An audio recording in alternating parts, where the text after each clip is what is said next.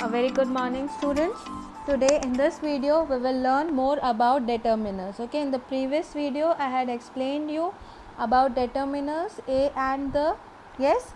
Now in this video I will be explaining the use of some, any, much and many, each and every, few, a few, the few, little, a little, the little things we will be learning in this video. So coming to the first topic, sum. Okay, now this sum has two main uses. First is it is usually used in the affirmative sentences. Now what are affirmative sentences? Affirmative sentences are the positive sentences, okay, which gives you some information, a piece of information. It always ends with a full stop. Now before the countables and uncountables noun also, okay, like plural nouns or uncountable nouns. Now what are these countables and uncountables now? Countables means which we can count, okay, like for example fruits, books, tables and chairs. This thing I had explained you in the previous video also. Yes, and uncountable means which we cannot count, like water, rice, sugar. Understood? So like coming to the first example, the basket has some fruits in it. Okay, now here some is the determiner. Now in it means that fruits we can count. Okay, now now coming to the second example, I had met him some years ago. Now one more example, David wants some water. Okay, so here water is a uncountable noun. Yes, now some can also be used with the questions. Now how it is? Like, can you get him some milk? Where answer is expected as you are going to say yes. Okay, can you get him some milk? Other positive sentences also, as it is an interrogative sentence but a positive sentence. Understood? Now coming to the second topic, that is the word determiner any. This word has two main uses. It is used with negative sentences and it is used with the interrogative sentences where the answers is expected as negative. Okay, like for example, I haven't any money left. It's a negative. I haven't, have not ka have it. So I haven't any money left. He does not bring any books to class. Understood? So these are the negative sentences. Now how it can be an interrogative sentences, like do you want anything else? Do you want anything else? So where we are expecting that the answer is no. Understood? Do I have to wait any longer? Means you are asking, but it's a negative sentences, means where you are expecting the answer is negative.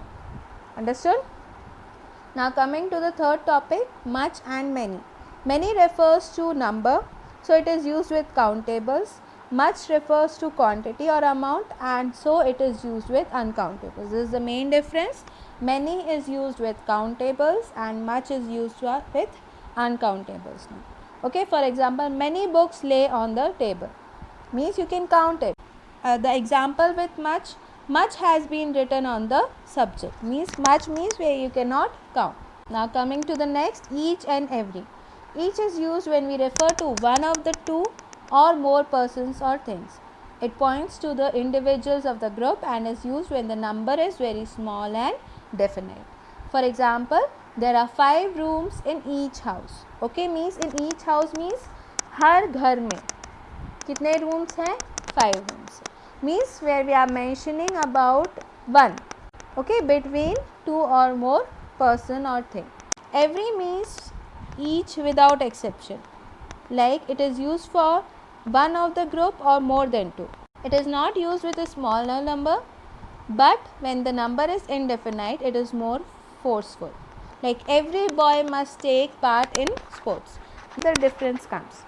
Now every boy must take part in sports means when the group is very big, very large. Okay, so there we use every. Each is used when the group is a smaller group and when it is definite. Definite means a particular group is made. Okay. Now coming to the E part, few, a few, the few. Now in this many of the students gets confused that what is the difference between few, a few and the few. Now here I will explain you. Like see, few means hardly any, means it's a negative meaning. Okay, few means hardly. Few women can keep a secret. It means that no woman can keep a secret. It's hardly any. Na ke barabar. A few means it's a positive meaning. Understood? Like for example, there are a few good boys in the class means it's a positive, like some. Okay, the few means not many, but all those there are. For example, the few mangoes left in the basket were rotten. The few teachers who were present in school have now gone home. Okay, means not many, but all those there are. The few. Okay, means jitne the. Yes. Now coming to the F, little, a little, the little. These are used with uncountables. Like little means almost nothing, it has a negative meaning. Again, as few it is little. Now few, a few, the few, these were used with the countables, but little, a little, the little, these are used with uncountables. Okay, little means almost nothing, it has a negative meaning.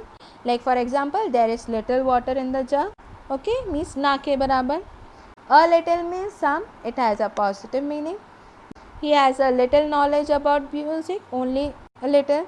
The little, not much, but all that there is, means the same. Only the difference is there we were using countable nouns, here we are using uncountable nouns. Okay, like for example, the little grain left in the bag was eaten by rats. So students, this was all about the topic determiners. We will revise this and practice these topics more with the examples. Okay, and I hope you all have understood the topic. So thank you, stay blessed.